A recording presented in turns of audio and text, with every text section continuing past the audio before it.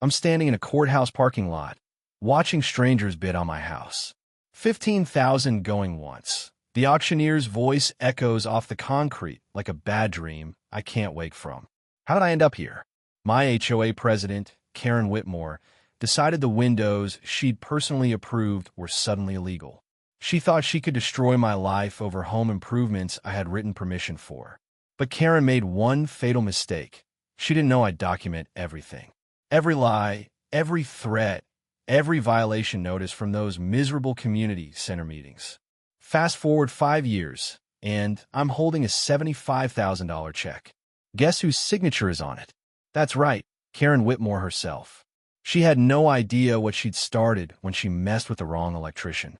My name is Marcus Ricks, 52 years old, union electrician. After my divorce, I needed somewhere safe for my 16-year-old daughter Emma's weekend visits. She was already dealing with enough chaos. I wanted stability. Willowbrook Estates looked perfect. Quiet streets, kids on bikes, barbecue smells drifting on summer evenings. The house needed work. That's my specialty. Those original 1973 single-pane, aluminum windows bled money every winter. I researched replacements for months. Double-pane vinyl, energy-efficient, historically appropriate style. I trusted the system. I submitted my architectural request with photos, specs, contractor credentials, the whole package. The HOA had 30 days to respond. On day 28, approval arrived. Request approved for installation, signed by the architectural committee. Professional install, city permits, inspector sign-off, everything by the book. The windows looked fantastic and cut my heating bill in half. For 14 days, I thought I'd won the homeowner lottery. Then Karen Whitmore decided otherwise. HOA president, real estate agent by trade, control freak by nature. Blonde bob like a helmet, leather portfolio like a shield, smile that could freeze hell. While flipping burgers for Emma, my phone exploded. Mr. Ricks, your unauthorized modifications are unacceptable. I reminded her of the approval. It was conditional, pending final board review. No conditions on my letter. Click. She hung up. Tuesday night, I walked into the community center with righteous confidence and my approval letter. The place reeked of industrial coffee and crushed dreams. Karen presided like a war crimes judge. Your installation violates community standards. She slid a $500 violation notice like a death sentence. I held up the approval. You said yes. Approval doesn't guarantee compliance. Her pen scratched revenge. $500 fine, 30 days. Neighbors averted eyes. Silence was deafening. Fines doubled monthly until compliance. My post-divorce budget couldn't survive. Lawyers wanted $5,000 up front. Pay escalating ransom or fight in court. Financial suicide either way. But electricians troubleshoot for a living. We trace every wire to the fault. Karen had been shorting the whole neighborhood. Driving around Willowbrook, I counted 47 identical vinyl window replacements. 0 violation notices for those owners. Karen wasn't enforcing standards. She ran a protection racket. I was her newest target. Why me? The pattern emerged. Targeted homeowners were renters, minorities, or working class like me. Her country club friends got friendly reminders. Retaliation hit fast. Certified letter. Property lien for $2,000. Original $500 mutated with fees. Paragraph 3 threatened foreclosure over windows she'd approved. My 73-year-old neighbor Janet Bennett whispered Karen had probed about my finances, Emma's visits, property maintenance, building a case. Janet shared her own gnome fight. She'd move them rather than fight. Ohio law required proper 30-day notice for liens. Karen skipped it. County recorder's basement files prove her lien invalid. Missing documents. I challenged it formally. First victory. Emergency board meeting. Previous approvals issued in error. Replace non-conforming windows in 60 days. I stood. You can't retroactively change approvals. That's breach of contract.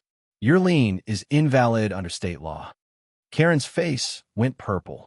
Meeting adjourned, but I'd humiliated her publicly. Collections agency called. Garnish wages, seize accounts. Sleep became luxury. Emma noticed, Dad, you look exhausted. I hug her. Boring adult stuff. Spare bedroom became command center. Timeline wall, document copies, neighborhood window photos. Pattern screamed discrimination. Then Janet handed a manila folder. Emails between Karen and board members. One gem. Target renters and blue-collar types first. They're less likely to fight. Smoking gun discrimination. Ohio legal aid perked up on my evidence boxes. This is federal fair housing material. Attorney Sarah Martinez reviewed. Textbook selective enforcement. Economic/racial profiling. Karen violated multiple federal laws. Foreclosure intent letter arrived. Emergency hearing in days. In court, Karen's attorney pushed willful violation. Sarah countered with federal fair housing claim. Documented patterns. Janet's emails read aloud. Targeting strategies. Courtroom silent. Judge dismissed foreclosure with prejudice. Referred to federal prosecutors. Karen's smirk vanished. Harassment escalated. Anonymous complaints, code enforcement visits, nothing found. Truck violations, hang-up threats. Emma's school got neglect concerns. Crossed every line. Property records revealed KW Holdings LLC.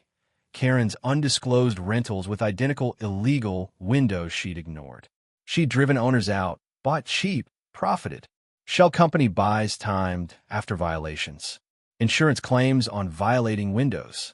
Real estate double-dipping. 5-year racketeering pattern. Federal task force assembled. Victims testified across states. RICO, fraud, discrimination charges built. Karen's desperation. PI photographing Emma. False CPS reports dismissed. Frivolous licensing complaints. Noted malicious. Attempted tow. Citation issued. Fake restraining order. Denied. Perjury recommended. Break-in trashed evidence room, but backup survived. Brick through window. Drop the lawsuit or lose more than windows. FBI treated as witness intimidation. Karen arrested at dawn. Racketeering, frauds, discrimination, obstruction, intimidation. Facing decades. Emergency HOA meeting. Karen resigned. Sarah announced $75,000 settlement to me. Permanent ban from Ohio HOA leadership. KW dissolved. Properties returned fair value. Precedent set for accountability. I spoke. We proved ordinary people defeat corruption with documentation. Alliances, refusal to back down. Ovation. Community transformed. Scholarship fund. Playground upgrades. Transparent governance. New state HOA law. 6 months later, Emma practices college apps with settlement-funded scholarship. Windows sparkle. Neighborhood unites. Festivals planned. Fear replaced by support. Karen plea bargained. Prison time. License revoked. This wasn't about windows. It was about justice for electricians with measuring tapes, elderly with folders, teens believing in change. Bullies thrive on isolation. Communities create accountability. Sometimes the best revenge is refusing to be afraid and sharing the win. If you faced HOA nonsense, share below. Document everything. Unite.